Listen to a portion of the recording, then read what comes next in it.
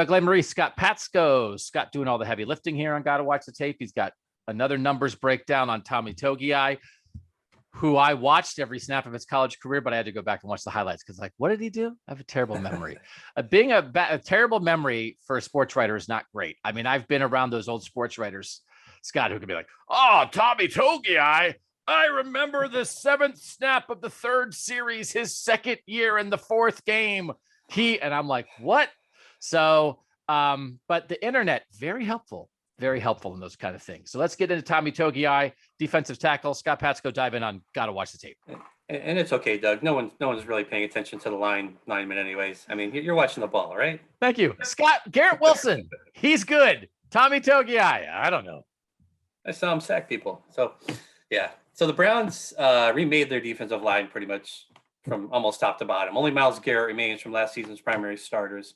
And while the edge defender seems to have like some obvious starting candidates now with the new people, the interior of the line, it might be up for grabs at this point. Sheldon Richardson, Larry Ogunjobi are gone. 3 players were signed in free agency, and another was signed as an undrafted rookie. And then you also have Andrew Billings in the mix, who opted out last season. Browns drafted Jordan Elliott last year in the 3rd round. He's back, but they took another swing at the position with Tommy Togiai in the 4th round this year. And like James Hudson, he was a 1-year starter in college. PFF is a big fan. He graded at 87.8 against the run, 77 as a pass rusher. And his pass rush win rate is 16%, actually 16.1%, which ranked about the 90th percentile for his position last season. So as far as pass rushing skills, you're getting a nice bump, definitely from what you got from Ogunjobi last couple of years. He had a really good pro day. He ranked above the 90th percentile in the 3-cone and the broad jump, which showed off his movement ability as well as explosiveness.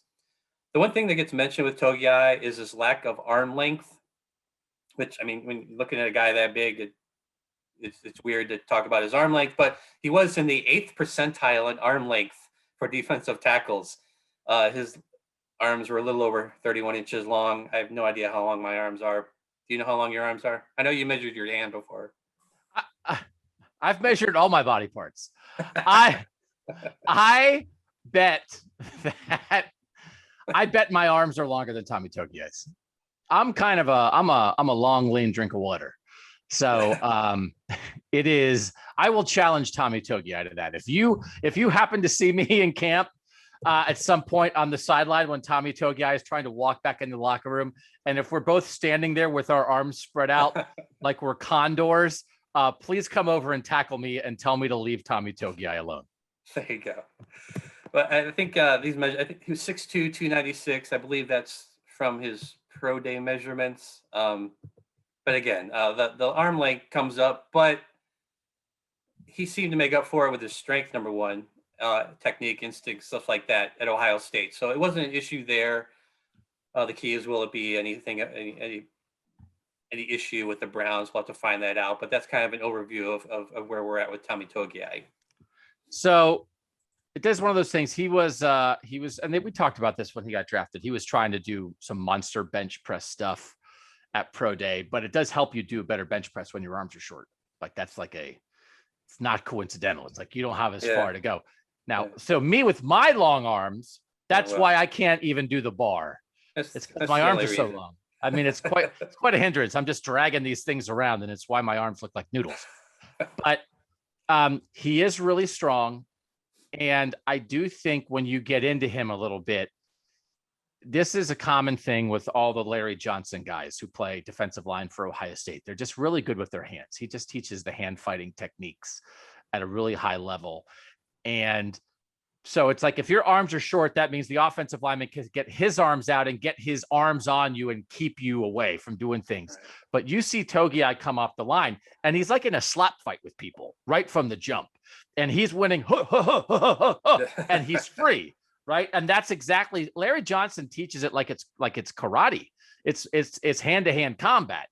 And so there are things that the game that everybody brings up from last year, and again, it's everybody knows it, truncated season. Ohio State only played 8 total games, and he didn't get to play in the national championship game because of COVID testing.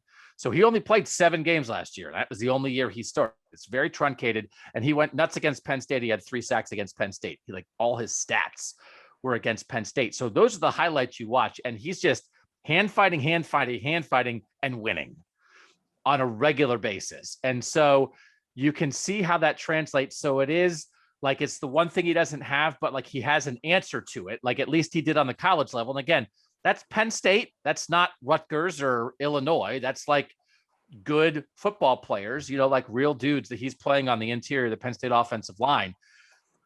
So you can see how it can work. You don't have the players in the middle of this defensive line that you can point to and say, yeah, that guy's a starter. Yeah, that guy's a starter. That kind of has to shake out during camp.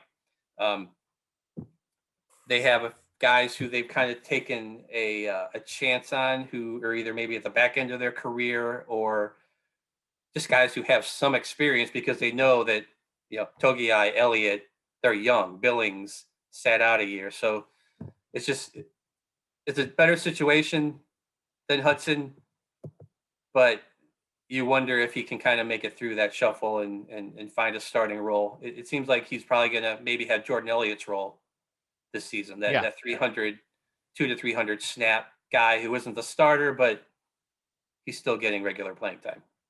My prediction is that for 2022, he's a starter, and that he winds up, I think it's very possible, of all the defensive tackles currently on the roster, he winds up being the best one. Not this year, but maybe next year and the year after that.